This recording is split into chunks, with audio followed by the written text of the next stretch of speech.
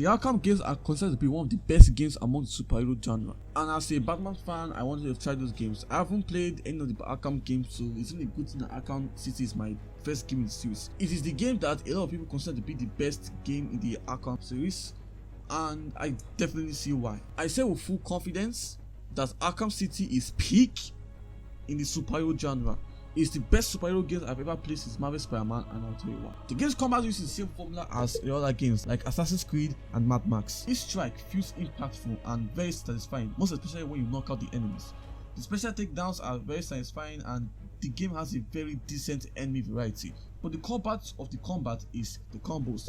The game is heavily dependent on combos and implements it perfectly. So every single strike you make adds to a combo, and if you make up to an 8-hit combo, the combo counter goes up and you can do a special move, be it a special takedown, destroying enemies, special weapons, or making an AoE attack, and so on. And the same thing happens every 8 consecutive combo chain. That's the general description, but here's where the catch is. To keep up the combo, every action you make must either be you hitting the enemy or using equipment of the enemy or countering attacks. If you miss an attack, or you get hit, or you take too long to attack, the combo breaks and resets. And the special move I mentioned, well, you can only perform it as long as the counter glows, and once a combo resets, you can't do it anymore. So the key to perform well in the combat is to keep the combo going as long as you can. And the mechanics are actually good. It does two things. Number one, it incentivizes you to keep up the combo, and two, it encourages you to unlock as much combat skills as you can in the upgrade options menu and utilize them in combat. These factors are the reason why Arkham City's combat is so satisfying and enjoyable. It rewards you for exploring and using a plethora of options, skills and gadgets to use in combat, and there are several gadgets you can use. You can unlock some of them doing gameplay, some of them by leveling up or using upgrade points, and you can even upgrade some of them by playing some of the side quests. Let's talk about stealth for a sec. I mean, it can be a Batman game without stealth. Using detective mode, you can analyze your surroundings and plan out your attack, and you can't be lazy in doing it. There are snipers that deal long range damage, there are hostages that you have to rescue, enemies with firearms are dangerous and can kill you in seconds. Enemies can destroy the gargoyles you use for height advantage, enemies can use hit sensors to detect you, and the villain can allow the thugs if one of them is down. So you have to think things through before you attack.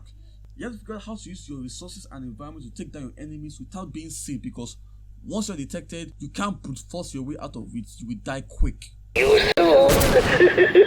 Bye!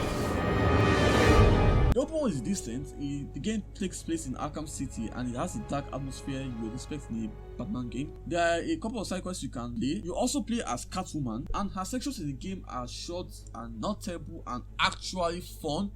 I'm looking at you, Spider-Man. She doesn't have as much gadgets as Batman. I mean, she only has 3. The detective mode is replaced with T-Vision, but her gameplay is also good, and every combat upgrade applies to both characters. So the combat is good, the gameplay is fun, the stealth has depth. Let's talk about the story. Now, the premise of Arkham City is named Arkham City. A part of Gotham City is turned into a super prison for criminals and dangerous villains. While Arkham City doesn't try to tell a deep and complex story like Spider-Man, it still tells an engaging and fun one with interesting twists.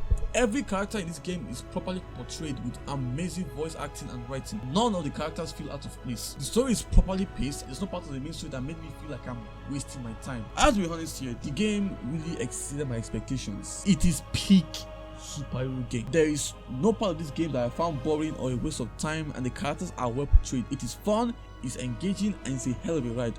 Subscribe for more reviews, and I'll see you in the next one.